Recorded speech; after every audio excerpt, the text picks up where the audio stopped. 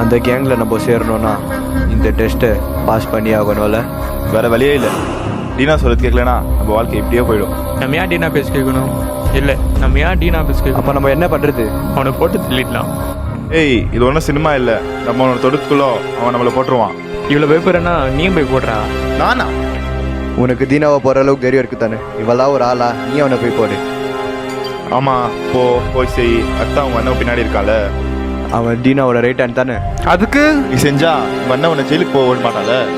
நான் செஞ்சுடுவேன். நீங்களா அப்போ போகிறீங்க? இங்கெல்லாம் நாங்கள் ஒன்றும் கொலகாராக வரல. உங்கள் அடிக்காலம் இருந்தால் மட்டும் போதும். இவ்வளோ பயப்படுறேன்னா எதுக்குடா வரீங்க? பயமா? டேய் சும்மா அதெல்லாம் இல்லையே. பயமா? டேய் சும்மா இருங்கடா. இப்போ யாருன்னா நம்மக்குள்ளே அடிச்சுக்கிறீங்க? இப்போ யாருன்னா போய் அவனை போடுங்களா?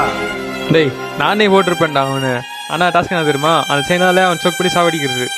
அது டைப்பே இல்லை. ஆமாம், இருந்தால் மட்டும் பெரிய மஷின் கன் எடுத்து வந்து போட்டுக்குவாரு. சரிடா, ஒத்துக்கிறேன்டா. பயந்தான்டா, எல்லாருக்கும் பயந்தான்டா. என்னடா பண்ணலாம்? எனக்கும் பயம்தான். கொலைன்றது எவ்வளோ பெரிய விஷயம் இல்லை. ஆனால் இப்போ அது எவ்வளோ ஈஸியாக போயிடுச்சு. உண்மைதான், ஆனால் எனக்கு பயமே இல்லையே. இப்போல்லாம் பிச்சை எடுக்கினா கூட டீனாவோட ஆளாக இருக்கணும், இல்லைன்னா வாழ முடியறது இல்லை. அடிக்கும் போது படிக்கல. இப்போ படிக்க வைக்கிறதுக்கோ யாரும் இல்லை. ஆனால் ஒன்று இருக்குது.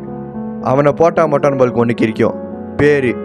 அது என்னன்னா டீனாவோட ஆளுங்க. இதெல்லாம் உங்களுக்கு செட் ஆகாது. நான் காசு அரேஞ்ச் பண்ணி கொடுக்குறேன். நீங்கள் எங்கன்னா ஊரட்டு ஊர் போடுங்க. காசா? எவ்வளோ காசு? ஒரு 5 லட்சம். டேய் ஒத்ரா, நான் செய்கிறேன்டா அவனை.